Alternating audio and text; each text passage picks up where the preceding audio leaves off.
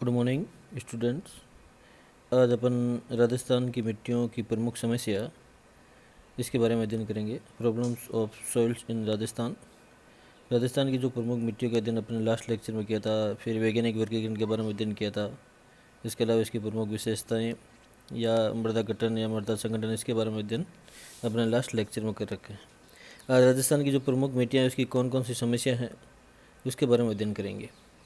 मृदा एक मूलभूत संसाधन है जिसका कि प्राकृतिक प्रक्रमों या नेचुरल प्रोसेस तथा मानव के अविवेकपूर्ण व्यवहार के कारण अवनयन या डिग्रेडेशन होता है तथा मृदाएं समस्याग्रस्त हो जाती हैं।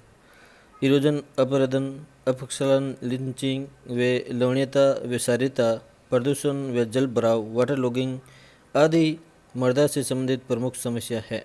इनमें से राजस्थान में मृदा की प्रमुख समस्याएं अपरदन, इरोजन के द्वारा मृदा का लवणीय व क्षारीय होना तथा जल भराव, वाटर लॉगिंग या सेम की समस्या जो श्री गंगानगर और हनुमानगढ़ या फिर इंदिरा गांधी नहर के आसपास है, भी प्रमुख मानी जाती हैं। राजस्थान की मृदा संबंधी प्रमुख समस्या इस प्रकार से है। जो मृदा संबंधित इन समस्याओं के कारण न केवल पर्यावरणीय समस्याएं उत्पन्न होती है, अपितु मृदा की उपजाऊपन में कमी आने के कारण कृषि उत्पादकता भी कम हो जाती है, जिससे मनुष्य का आर्थिक विकास, इकोनॉमिक डेवलपमेंट पर भी नकारात्मक प्रभाव पड़ता है। किसी भी देश का विकास या किसी भी राज्य का विकास उसकी मृदा उत्पादक क्षमता पर निर्भर करता है। अगर मृदा उपजाऊ होगी तो उस देश का विकास, उस राज्य का विकास भी तेज गति से होगा, फसल उत्पादन अधिकतम होगा, कृषि उत्पादकता बढ़ेगी, जिससे लोगों का आर्थिक तंत्र सुदृढ़ होगा। अतः अपन कह सकते हैं कि मृदा उत्पादकता और आर्थिक क्रियाकलाप के बीच में सकारात्मक सहसंबंध पाया जाता है। अगर मृदा उत्पादकता अधिकतम होगी तो उसी क्षेत्र में फसल उत्पादन या कृषि उत्पादकता या फसलों का उत्पादन भी तेज गति से बढ़ेगा, जिससे आर्थिक विकास भी तेज गति से होगा, जिससे मानव का विकास होगा। अतः मृदा आधारभूत संसाधन, बेसिक रिसोर्स के साथ ही एक बहुमूल्य संसाधन भी है। मृदा पर वनस्पति, जीव जंतु व मनुष्य प्रत्यक्ष व अप्रत्यक्ष रूप से निर्भर करते हैं।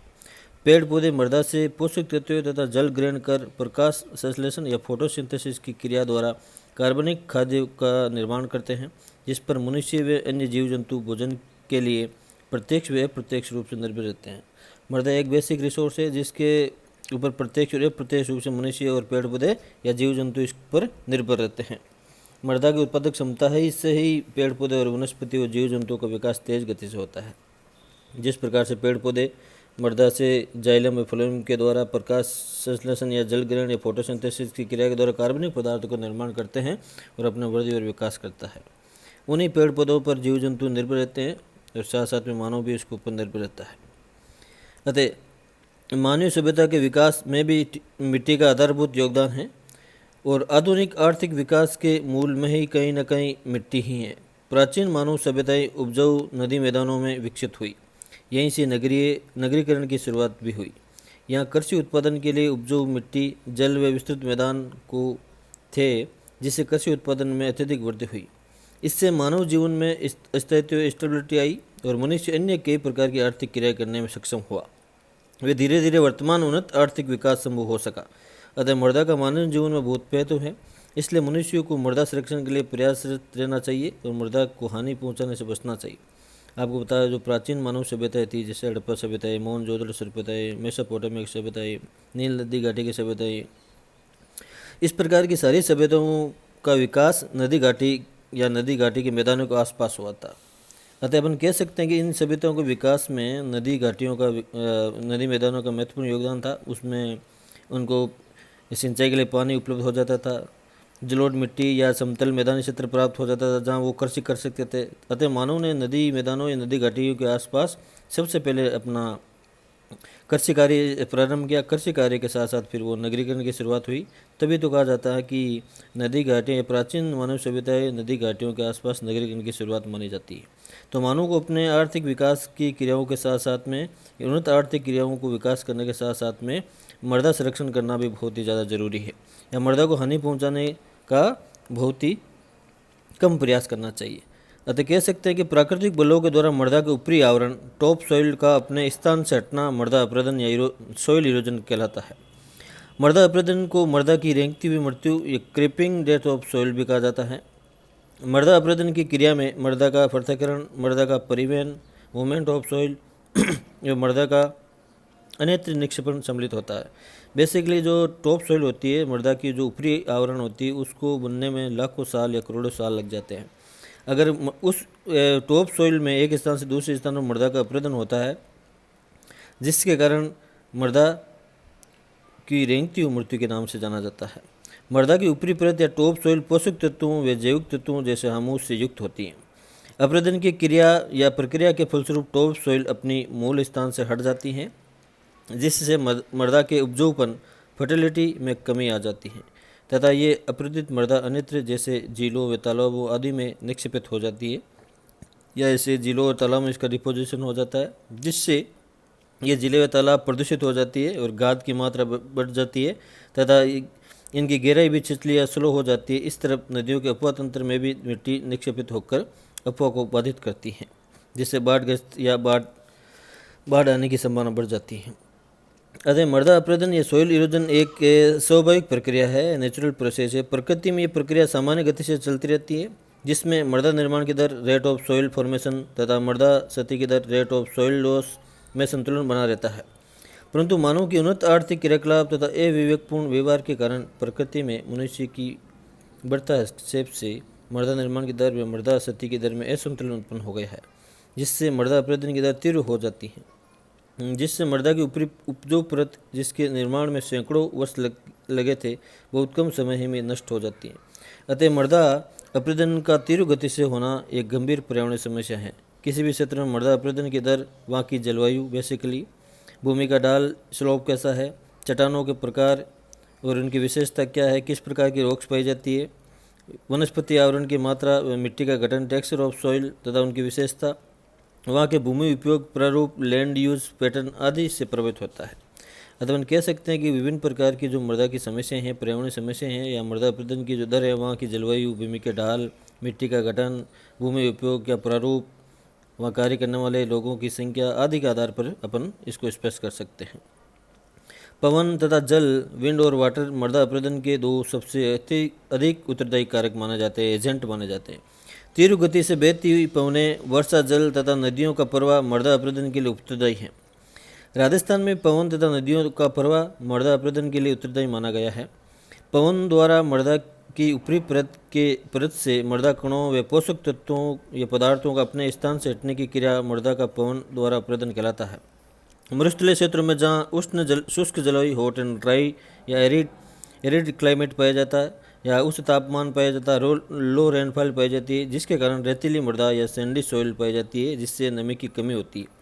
साथ ही वहाँ वनस्पति आवरण भी कम पाया जाता है। वहाँ तीव्र गति से प्रभावित होने वाली पवनें, ढीले गठन या लूज टेक्सचर वाली रेतीली मृदा आसानी से बड़े पैमाने पर अपरदित होती जाती है।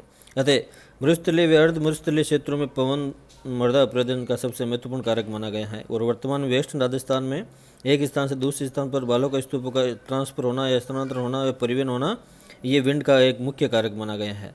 अतः वेस्टर्न राजस्थान में पवन के द्वारा मृदा अपरदन सबसे ज़्यादा होता है। या अपन कह सकते हैं कि भारत में सबसे ज़्यादा पवन द्वारा अपरदित कोई क्षेत्र है तो वह राजस्थान का वेस्टर्न पार्ट है, मान मरुस्थल प्रदेश है, या फिर शुष्क व अर्ध शुष्क जलवायु वाला प्रदेश है। किसी क्षेत्र में यदि वनस्पति आवरण में लगातार कमी आती जाती है तो वह क्षेत्र मृदा अपरदन के प्रति संवेदनशील हो जाता है। पेड़ पौधों की जड़ें मृदा को बांध कर रखती हैं, वे मृदा में नमी की मात्रा को भी बनाए रखने में सहायक होती हैं।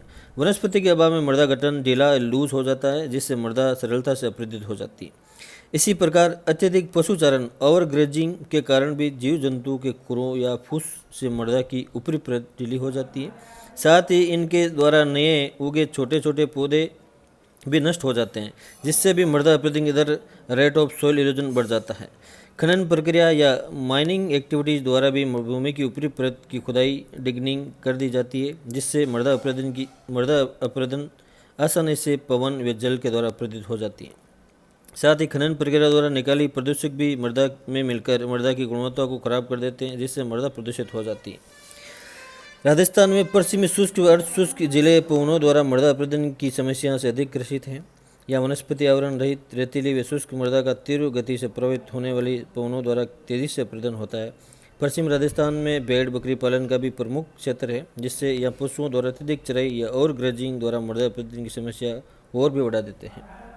जैसे जैसलमेर, बाड़मेर, गंगानगर, हनुमानगढ़, बीकानेर, जोधपुर, चूरू, पाली, नागौर आदि जिलों पवनों द्वारा मृदा अपरदन से अधिक प्रभावित है या सबसे ज़्यादा प्रभावित है। पवन अपरदन के कारण राजस्थान के पूर्व जिलों में भी मरुस्थलीकरण का प्रसार हो रहा है। अरावली पर्वतमाला ये अवशिष्ट अवस्था ये रिड्यूजल फेस में है। इसकी ऊंचाई काफ़ी कम रह गई है तथा ये बहुत जगहों पर कट फट भी गई है तथा इसमें बहुत से विंड गैप भी उत्पन्न हो गए हैं, जिसके कारण पश्चिम राजस्थान से रेतीली मिट्टी पवन द्वारा उठकर पूर्वी राजस्थान में फैलकर यहाँ मरुस्थल का विस्तार कर रही है। इसका उदाहरण देख सकते हैं, राजस्थान के अलावा पंजाब, हरियाणा, वेस्टर्न यूपी में भी मरुस्थलीकरण की रेट बढ़ती है, जिसका कारण है रेत का एक स्थान से दूसरे स्थान पर स्थानांतरण होना या मरुस्थलीकरण का विस्तार माना गया है। दूसरा है वाटर इरोजन। वर्षा व नदियों के प्रवाह द्वारा मृदा की ऊपरी पोषक परत के बहने की प्रक्रिया मृदा का जल द्वारा अपरदन कहलाता है। वनस्पति आवरण की कमी होने पर वर्षा जल व नदियों द्वारा मृदा का तेजी से अपरदन होता है। पहाड़ी ढाल वाले क्षेत्र भी जल द्वारा मृदा अपरदन से अधिक प्रभावित होते हैं। जल द्वारा मृदा का अपरदन कई रूपों में होता है, जैसे बौछार या वर्षा बूंद अपरदन, स्पेलेस या रेन ड्रॉप इरोजन, चादरी अपरदन, सीट इरोजन या शूद्र सरिता अपरदन, रिली इरोजन या अवनालिका अपरदन, फिर गुली इरोजन आदि के नाम से जानते हैं। इसको अपन एक एक करके पढ़ेंगे। जैसे बौछार अपरदन उस स्थिति में होता है जब वर्षा धीमी व रुक रुक कर होती है, जिससे सतही मृदा ढीली हो जाती है, वे अपरदित होने लगती हैं। यह अपरदन ढाल वाले क्षेत्रों व मैदानी क्षेत्रों दोनों में सक्रिय रहता है। वर्षा काल में वायु जल या रन ऑफ की स्थिति बनने पर मृदा की ऊपरी परत कुछ सेंटीमीटर की मोटाई तक यदि वर्षा जल द्वारा बहने लगती है तो इस प्रकार के अपरदन को चादरी अपरदन या सीट इरोजन के नाम से जानते हैं। वनस्पति आवरण अभाव व ढालू भूमि में इस प्रकार का अपरदन अधिक प्रभावी होता है। भारी वर्षा होने पर तीव्र वायु जल द्वारा कई शूद्र सरिताएं बन जाती हैं जो मृदा परिक्षेत्रिकाओं का गहराई तक कटाव करने लगती हैं, जिससे मृदा में पोषक तत्व व ह्यूमस का भारी लॉस होने लगता है। इस प्रकार के अपरदन को रील इरोजन या शूद्र सरिता अपरदन के नाम से जानते हैं। इसके अलावा अवनालिका अपरदन या गुली इरोजन या रील इरोजन का ही एक विस्तृत रूप है। यदि रील इरोजन को कंट्रोल नहीं कर पाते हैं तो सरफेस रन ऑफ द्वारा मृदा का कई मीटर गहराई तक कटाव होने लगता है, जिससे मृदा परिच्छेदिका या सॉइल प्रोफाइल में कई मीटर गहरी अवनालिकाएं बन जाती है जो धीरे धीरे स्थायी हो जाती है। इस प्रकार तीव्र जल प्रवाह द्वारा नदियों के तटीय क्षेत्रों में भी जल कटाव से धंस जाते हैं, यहाँ ढह जाते हैं। यह अपरदन सरिता तटीय अपरदन रिवर बैंक इरोजन कहलाता है। जल अपरदन वर्षा की तीव्रता अधिक होने व लंबी अवधि मृदा में गाद या मटियार सिल्ट व क्ले की अधिकता होने पर तीव्र ढाल होने की स्थिति पर वनस्पति आवरण की कमी होने, खेतों की जुताई टिलेज होने पर जल द्वारा मृदा अपरदन अधिक होता है। राजस्थान के दक्षिण और दक्षिण पूर्व में जिलों में जल अपरदन से अधिक प्रभावित हैं। दक्षिण राजस्थान में वर्षा की मात्रा अधिक होती है तथा पहाड़ी ढालों पर आदिवासियों द्वारा स्थानांतरण कृषि या शिफ्टिंग एग्रीकल्चर, जिसे स्थानीय भाषा में वालराक कहते हैं, के कारण वनस्पति आवरण में कमी आई है तथा मृदा का उपजाऊपन भी कम हुए हैं, जिससे वर्षा की बौछारें तथा वायु जल रन ऑफ वाटर द्वारा सिरोही, उदयपुर, राजसमंद, प्रतापगढ़, डूंगरपुर, बांसवाड़ा आदि जिलों में मृदा का स्पेलिस इरोजन, बौछारी अपरदन व सीट इरोजन, चादरी अपरदन अधिक होता है। आर्थिक विकास, नगरीकरण द्वारा जल के प्राकृतिक प्रवाह में बाधा उत्पन्न हुई है, जिससे जल अपरदन की समस्या सभी क्षेत्रों में उत्पन्न हुई है। राजस्थान में अवनालिका अपरदन सवाई माधोपुर, धौलपुर, करौली, भरतपुर, कोटा, बूंदी, बारां, झालावाड़ आदि जिलों में गंभीर समस्या बनी हुई है। ये जिले चंबल नदी द्वारा मृदा अपरदन से निर्मित गहरी अवनालिका द्वारा बुरी तरह से प्रभावित हैं। चंबल नदी तीव्र गति से गार्ज बनाती हुई बहती है तथा वनस्पति आवरण की कमी के कारण ये मृदा को कई मीटर गहराई तक ब्याग काट कर अवनालिका या बीड़ या रेवेंस का निर्माण करती है, जिससे इस क्षेत्र में उत्खात भूमि या बैंडलैंड टोपोग्राफी का निर्माण होता है। यह बीड़ कृषि व आवागमन की दृष्टि से अनुपयुक्त है और चंबल नदी के बीड़ क्षेत्र में लंबे समय तक दिक्कतों का अंत रहा था। इस प्रकार से राजस्थान में अवनालिका अपरदन, सीट अपरदन, गुली इरोजन या सेम की समस्या या वाटर लॉगिंग की समस्या प्रमुख समस्या है। इसके अलावा राजस्थान में मुख्य समस्या है मिट्टी की उत्पादक क्षमता में, वो है मिट्टी सारी और लवणीय होना। जिस प्रकार से सांबर और पचपदरा के आसपास इस प्रकार के नमक की झीलें पाई जाती हैं, वहाँ मिट्टी का उपजाऊपन न्यूनतम है, कारण उसमें सारिया या उसका पीएच अधिक है, जिसके कारण मिट्टी की उत्पादक क्षमता घट जाती है। तो अपन कह सकते हैं कि राजस्थान के विभिन्न भागों में वेस्टर्न राजस्थान में पवन द्वारा अपरदन तेज गति से हो रहा है। राजस्थान के दक्षिण पूर्वी भाग में, राजस्थान के पूर्व भाग में जहाँ नदी घाटियाँ हैं वहाँ पर जल दोहरा अपरदन तेज गति से हो रहा है। तो राजस्थान में जल दोहरा या पशु चारण या ओवर ग्रेजिंग के द्वारा भी मिट्टी की प्रमुख समस्या या मिट्टी की उत्पादक क्षमता को घटाया जा रहा है। थैंक्स।